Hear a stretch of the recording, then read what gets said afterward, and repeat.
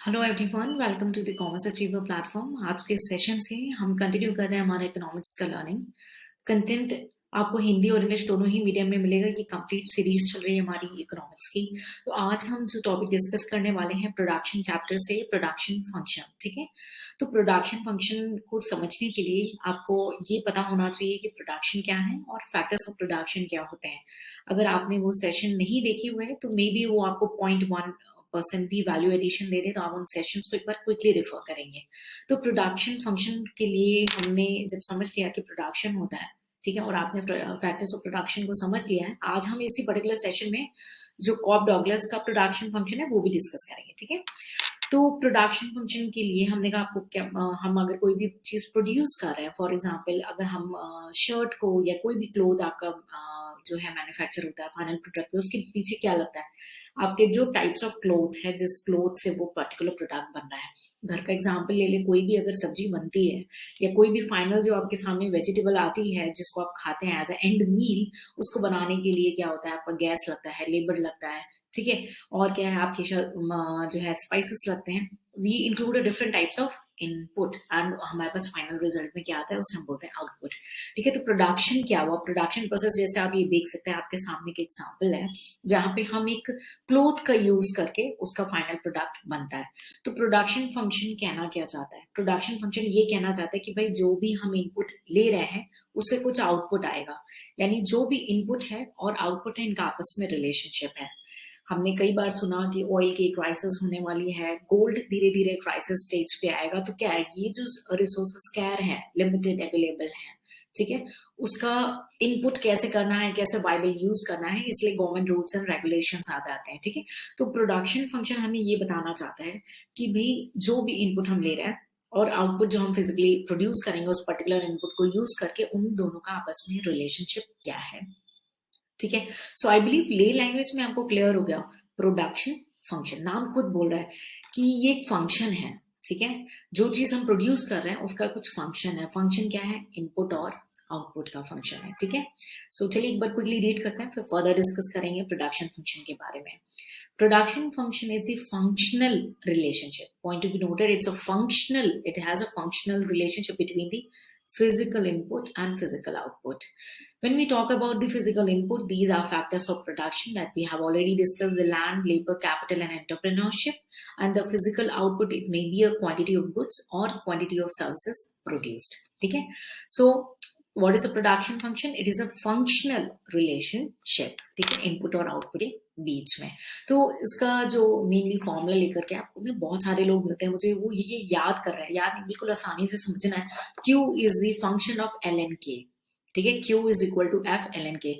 Q क्या है, जो आपकी फाइनल आउटपुट है, और F क्या है, आपका फंक्शन है, और L और K क्या है, लेबर एंड कैपिटल। तो अभी हमने बात की ना, हम अब आप पूछो कि मैम आपने तो बोला था कि इनपुट हम 4 तरीके के लेते हैं जो कि फैक्टर्स ऑफ प्रोडक्शन है। यस, आप सही बोल रहे हैं, लैंड, लेबर, कैपिटल, एंटरप्रेन्योर है।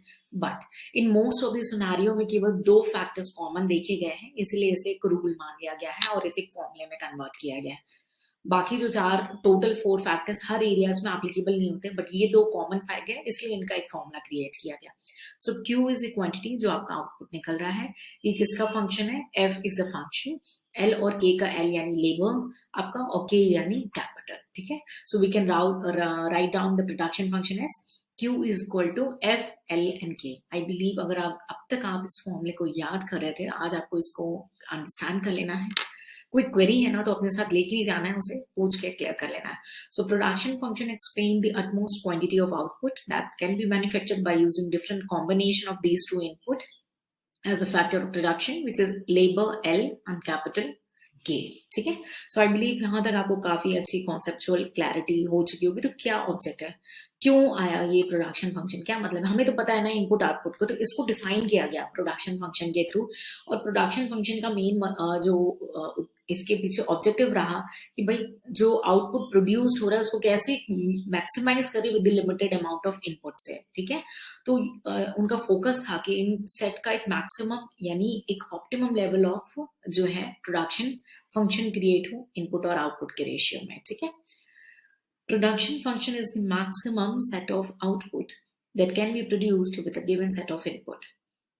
Use of production function implies the technical efficiency. The more technical efficiency we can see the more amount of output from the given amount of input. I hope it's clear. ठीक है, तो अब production function के बारे में हमने समझ लिया कि भाई होता क्या है, हमने ब्रीफ इसके बारे में इसकी मीनिंग समझ ली, इसका एक तरीके से फॉर्मूला समझ लिया, ऑब्जेक्टिव समझ लिया। अब ये कॉब डॉगलस कौन है और ये क्या बोलना चाहते हैं प्रोडक्शन फंक्शन के बारे में?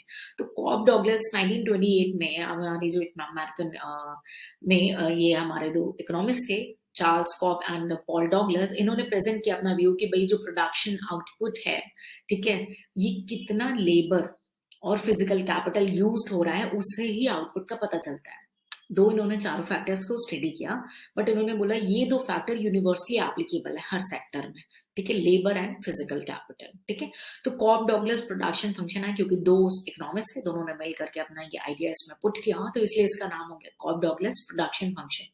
और ये भी वही बात कह रहे हैं कि भाई जो आउटपुट आ रहा है ना, वो इनपुट का रिजल्ट है। अगर इनपुट इंक्रीज हो तो ऑब्वियसली आउटपुट भी आपको ज्यादा दिखेगा, ठीक है, ठीक। और अगर आपने इनपुट रिड्यूस किया तो आउटपुट भी आपको वैसा दिखेगा, है ना। तो दोनों में आपस में एक रिलेशनशिप शो हो रहा है, और एक फंक्शनल रिलेशनशिप, फंक्शन यानी जो आउटपुट फंक्शन कर रहा है, जो आउटपुट रिजल्ट में आ रहा है, वो इनके फंक्शनिंग की वजह से, इनके काम करने की वजह से हो रहा है, ठीक है। So the Cobb Douglas production function reflect the relationship between the input output inputs, namely physical capital and labor, and the amount of output produced. ठीक है, it means for calculating the impact of changes in input, the relevant efficiencies and the yield, that means an output of a production activity, is a basic form of Cobb-Douglas production function. So क्या formula इन्होंने दिया? Quantity जो आपका output आ रहा है, ठीक है, L is your labor, K is a capital, is the A into labour into capital, alpha और बीटा आपका ऐसे। तो L is your labour, K is your capital, ठीक है, ये तो आपको फिक्स पता है। अब इन्होंने कैपिटल लेटर A यूज किया है, अल्फा और बीटा यूज किया, ये कांस्टेंट है। क्यों यूज किया? ये इन्होंने ये समझा कि भाई अगर उन दोनों का प्रोपोर्शन, इनपुट का प्रोपोर्शन आप इंक्रीज करोगे तो उसका प्रोपोर्शनेट इंक्रीज हमें कैपिटल आउटपुट में, सॉरी, हमारे फाइनल प्रोडक्ट में, हमारे आउटपुट में भी नजर आएगा, ठीक है। So A, alpha and beta are your जो है कांस्टेंट प्रोपोर्शन है। कई जगह पे अल्फा बीटा की जगह A1 - A यूज होता है, ठीक है, और कई जगह पे ऐसे अल्फा एंड बीटा है, तो आप कंफ्यूज नहीं होंगे, दोनों का जो इंटरप्रिटेशन है सेम है, ठीक है। Where the output Y is a function of labor and capital K, A is the total factor productivity and is otherwise a constant, ठीक है। So A is constant, alpha beta is constant. L denotes the labor, K denotes the capital. Alpha represents the output elasticity of labor, beta represents the output elasticity of capital. So alpha plus beta is equal to 1 represents the constant return to scale.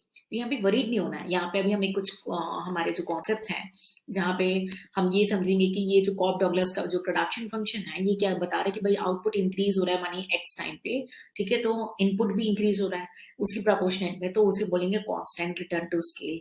और अगर ज्यादा हो रहा है तो increasing return to scale, और कम होता है तो डिमिनिशिंग रिटर्न टू स्केल। इसके लिए आपको भी वरीड नहीं होना है, कुछ सेशंस के बाद हम रिटर्न टू स्केल को सेपरेटली कवर अप करेंगे डिटेल में, ठीक है। तो रिटर्न टू स्केल क्या होता है उसको लेकर के आप अभी वरीड नहीं होंगे, हम सेपरेट सेशन में से काफी डिटेल में कवर अप करने वाले हैं। सो आई बिलीव आज के सेशन के थ्रू आपको ये क्लियर हो चुका हो कि भाई प्रोडक्शन फंक्शन आखिर है क्या, ठीक है, क्यों पढ़ रहे हैं हम इस प्रोडक्शन फंक्शन को, क्यों आपको उसको पढ़ने की जरूरत हुई, ठीक है। और कॉब डॉगलस कौन थे, ये क्या लेकर के आए, ये क्या कहना चाहते थे प्रोडक्शन फंक्शन के थ्रू, आई बिलीव आज ये आपको क्लियर हो चुका हो, ठीक है। फॉर्मुलेस को अगर आप अभी तक रट रहे थे तो आप उसे आज अंडरस्टैंड करके जाएंगे, ठीक है। कंटेंट आपको इंग्लिश और हिंदी दोनों ही मीडियम में अवेलेबल है, बहुत ही जल्द ये सारे content in the PDF form आपकी वेबसाइट पे अपलोड हो जाएंगे कॉमर्स अचीवर के, आप वहां से इसे डाउनलोड करके अपने फ्यूचर रिवीजन के लिए यूज कर सकते हैं। इकोनॉमिक्स की ऐसी लर्निंग के लिए हमारे साथ जुड़े रहें, मिलेंगे नेक्स्ट सेशन में, कुछ नया सीखेंगे। Till then take care, bye bye and जय हिंद।